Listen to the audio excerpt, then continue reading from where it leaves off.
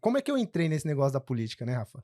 Isso é um fator importante. Eu tô pegando aqui alguns dados pra gente poder falar, mas é uma história legal, né? Então, assim, É, como é que o Fernando surgiu, né? Porque, assim, eu acredito, né, pra maioria das pessoas, não é uma coisa que a gente tenha um maior interesse de buscar. não, não é. E na maioria das vezes é muito chato, principalmente quando você não tem uma realidade empírica daquilo que você tá, do desenvolvimento da sua vida. Por exemplo, após o falecimento do meu pai, eu fui morar em uma cidade chamada Imperatriz do Maranhão. E no 7 de setembro de 1997, eu acho, eu estava numa escola chamada Francisco Alves, lá em uma cidadezinha chamada Davinópolis, e eu tava desfilando no 7 de setembro com a camisa do MST, mano. E essa é a história que eu quero ouvir. Eu quero ouvir. E foi, cara, e tipo assim, só que naquela época, eu acho que eu tinha 8 para 9 anos, eu não sabia o que era aquilo, né, cara?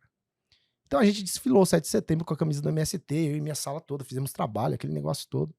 E aquilo ficou na minha cabeça como algo muito normal. Aliás, a gente nem sabia o que significava aquela sigla de direito.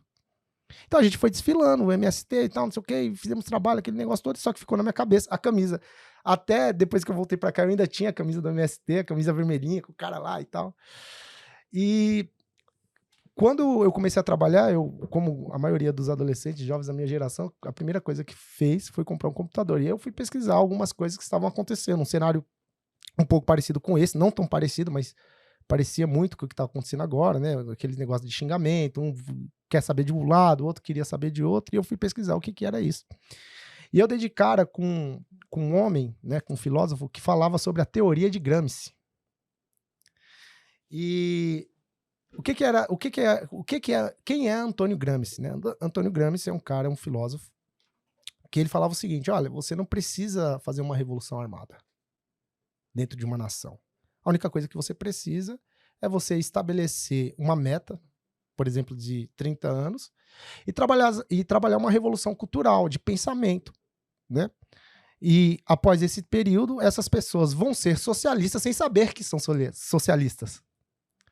E quando eu vi isso, eu pensei, uau, cara, como pode? Eu tava sendo enganado todo esse tempo. Eu era um cara que pensava que tinha um viés socialista sem saber que era isso.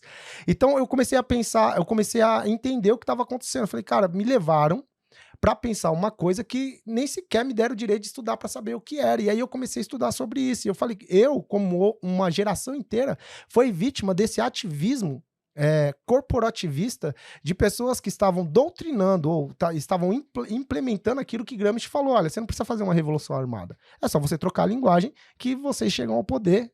Vai demorar um pouquinho mais, mas vocês vão chegar lá. E as pessoas falam, não existe isso. Eu vi isso na prática.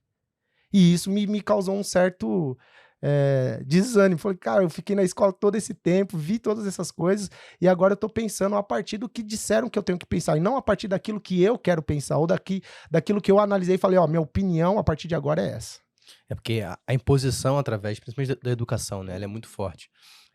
Isso é uma das coisas que eu sempre comento quando a gente fala sobre dinheiro. Eu sempre trago para esse viés porque acho que fica mais palpável quando a gente enxerga, né? A gente, ao longo da nossa jornada, a gente foi ensinado por pessoas de referência. Uhum. E essas pessoas são nossos pais, professores e muitas vezes líderes espirituais também podem acontecer, que criaram em nós crenças. Sim. Que muitas vezes a gente é retirado desse poder de buscar uma informação para que a gente possa aprender, que foi o seu caso. Uhum. Você estava na escola, aquilo era natural, você foi vestido em 7 de setembro, né?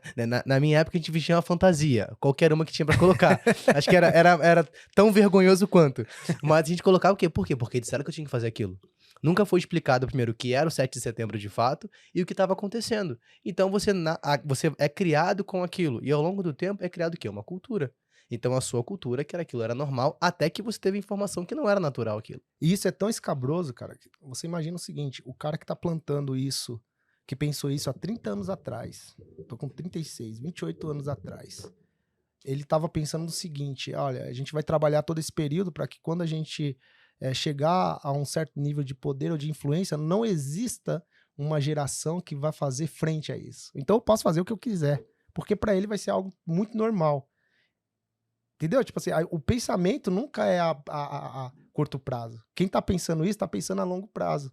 Então o desespero de muita gente que tá aí no poder a respeito disso é porque, cara, a gente perdeu um trabalho de 30 anos. É como se você estivesse trabalhando sua vida inteira por um objetivo e na hora de colher os frutos desse objetivo, você não colhe. É basicamente quem investe achando que o INSS vai ser suficiente para você se aposentar. Né? Então você vai ficar ali 30 anos de contribuição e você vai ver no final que aquilo não fez tanto sentido ou você não conseguiu se aposentar com o valor que imaginava. Né? Exatamente.